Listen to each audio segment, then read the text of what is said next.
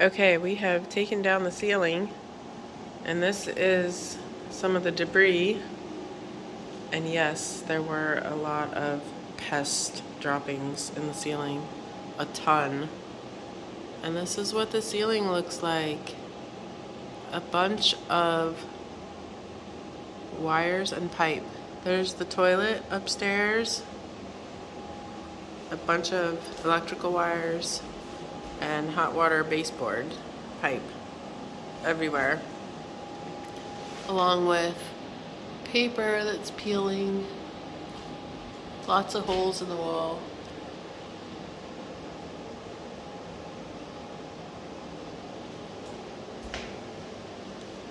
So I'm not sure what we're doing with this ceiling yet,